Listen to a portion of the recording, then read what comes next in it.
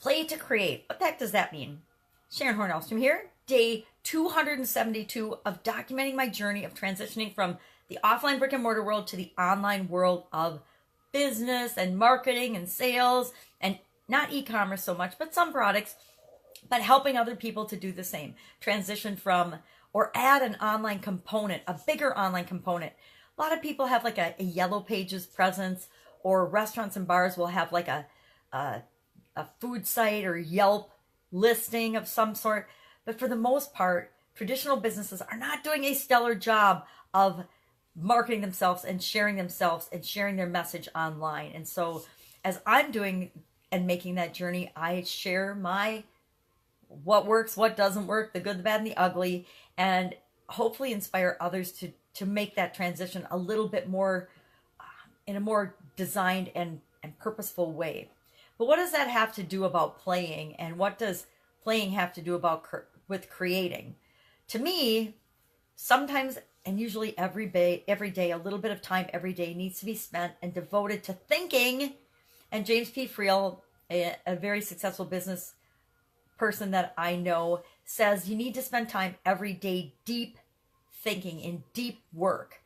And some people would recommend that you need to spend time meditating or out in nature or whatever. I just say you need to spend some time that you're purposefully considering what it is that you want and the direction that you want to move in your life.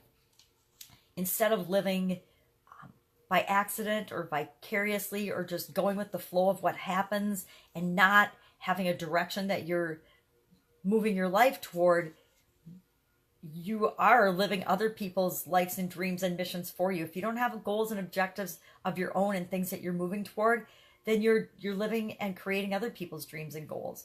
If you are married and in a family, and yeah, you have common goals with your significant other and with your children and your parents, but you also have to have your own personal goals and objectives. What is it that you as an individual want to contribute to the world? What is it that you want to learn and study and grow and develop in yourself? Who do you want to become? And it takes time away from your normal routine and sometimes away from your normal people to explore that. So for example, this weekend is our Ladies Oktoberfest weekend, where we go and we shop, which I don't love shopping. Shopping does not stimulate my creativity very much, although it's fun to see what other people are offering. That's kind of my thing now as I'm moving to the online world. I'm focusing more on marketing and sales, and marketing is all about how do I present my offer, what it is that I do to people in a way that meets their needs, solves their problem, and makes them want to give me money.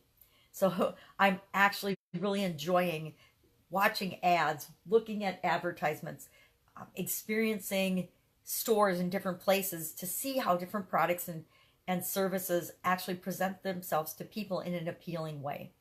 Watch out, pretty soon I'll be watching infomercials. Probably not. So I'm getting ready to do that, and I'm really, as though I'm rushed to get my normal things done this morning and I haven't really packed yet, I'm enjoying the thought of mixing up my routine and being able to have some different creative stimulus that will help me think outside the box and move me towards what it is that I want. And I encourage you to do the same, but not just in physically moving your environment, even if you can't, even if you're restrained by, no, I don't like the word can't, we know that, but if you feel that you can't move your environment, and there are circumstances where we cannot physically do something different, even go outside. I had years like that. We can always, in our mind and our imagination, focus on what we want and meditate. It doesn't even have to be meditating. It's just thinking about and, considering and visualizing what it is that we want. And more time we spend visualizing and focusing on what we want, the faster we get there and we create that in our lives. So I encourage you to spend some time today and every day focusing on what you want. Especially in those times when things are sucking and you feel like things are not going your way and that everything is conspiring against you. Those are the times that you really need to focus in on what you want and think about that and visualize that and imagine your life as if you've already achieved that, because that's the only thing that will get us out of that funk some days. So that's it. I'm going to go pack. I encourage you to have an amazing day.